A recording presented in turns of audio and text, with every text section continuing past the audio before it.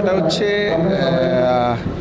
কালী পুজোকে সামনে রেখে আমরা প্রত্যেক বছর বিভিন্ন রকমের থিমকে সামনে নিয়ে আসার চেষ্টা করি বিগত 15-16 বছর ধরেই।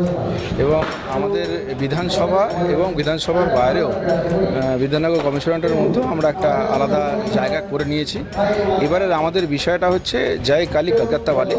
শুনতে একটু ফানি লাগলেও আমাদের শিল্পীর যেটা ভাবনা, সে বিষয়টা হচ্ছে আমরা মায়ের শক্তিকে সামনে রেখে, মায়ের যে আমরা মাকে একটা শক্তিরূপে তো ভাবনার মধ্যে রাখি, তো সেই জায়গাটা থেকে যে মায়ের শক্তিটাকে আমাদের মূলত তুলে ধরা আর কি। তো শিল্পীর ওপরে আমরা আস্থা রেখেছি, বিশ্বাস রেখেছি, তিনি সুন্দর করে মণ্ডপটা সুসজ্জিত করেছেন এবং আমরা স্যাটিসফাইড এবং দর্শক ভীষণভাবে প্যান্ডেলকে অ্যাপ্রিসিয়েট করছেন।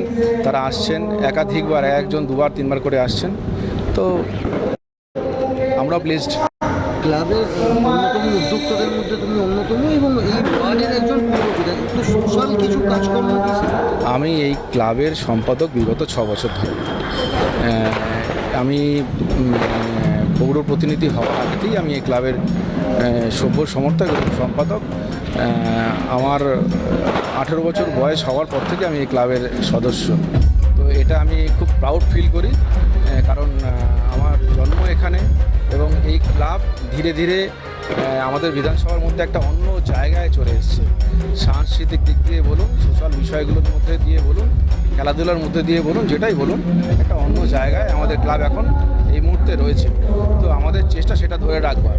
সারা বছর আমাদের কর্মযজ্ঞ চলে। আমরা কোভিডের সময় তো আমরা আমাদের সদর্থক ভূমিকা পালন করেছি। আমরা ব্লাড ডোনেশন ক্যাম্প প্রত্যেক বছর করে থাকি এবং সেটা একটা ক্লাব সংগঠন হিসাবে সেটা মানে যথেষ্ট ভালো নাম্বার অফ হিটস। আর আমাদের এখানে ক্যারাটে প্রশিক্ষণ শিবির চলে, দাবা প্রশিক্ষণ শিবির চলে, যোগাসন প্রশিক্ষণ শিবির চলে, ব্যাডমিন্টন টুর্নামেন্ট হয় এখানে। বেঙ্গল বেসিক সব যারা র্যাঙ্কিং প্লেয়ার আছে তারা প্রত্যেকে এখানে পার্টিসিপেট করে। তো আমাদের ফুটবলের একটা কালচার আছে। তো সবটা মিলিয়ে আমরা আমাদের চেষ্টা করি আমাদের মানে সমাজের প্রতি যে একটা সামাজিক ছাপ যেটা বলা যায় আর কি, সেটা আমরা ধারাবাহিকভাবে করে চলার চেষ্টা করছি। যদি অনুমতি দেন আমি একটা কথা বলি। আপনি একবার জিজ্ঞেস করলেন যে সামাজিক আমরা কি দায়িত্ব পালন করি। আসলে আমাদের এটা 67 বছর মানে এই পঞ্চকালী উৎসবের। তো প্রত্যেক বছরেই কিন্তু আমাদের এই উৎসবটা, পঞ্চকালী উৎসবটা, পুজোটা শুরুই হয় যে সমাজের যারা একটু আর্থিকভাবে পিছিয়ে পড়া মানুষ তাদের বস্ত্রদানের মাধ্যমে। তো আমরা প্রত্যেক, যেটা আমাদের সাংস্কৃতিক অনুষ্ঠান হোক বা যে কোনো অনুষ্ঠান হোক, আমাদের এই সামাজিক কর্তব্যটা আমরা কিন্তু ভুলি না। 18 তারিখে যে উদ্বোধন হয়েছে, আমাদের প্রথম অনুষ্ঠান থাকে এই দরিদ্র মানুষদের বস্ত্র বিতরণ করা। এবং শুধু এটাই না, আমাদের সম্পাদক বলেছেন এবং ওর নেতৃত্বেই আমরা সারা বছর ধরে বিভিন্ন সামাজিক কর্তব্য পালন করি।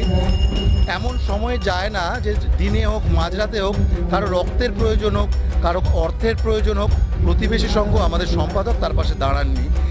কারণ দুস্থ মানুষ, মুমূর্ষ রোগী, তাকে ভর্তি করা হোক বা ধরুন অর্থের অভাবে কোনো ছাত্রছাত্রী পড়াশোনা করতে পারছে না, তাদের পাশে দাঁড়ানো হোক, এই সামাজিক কর্তব্যগুলো আমরা পালন করে থাকি।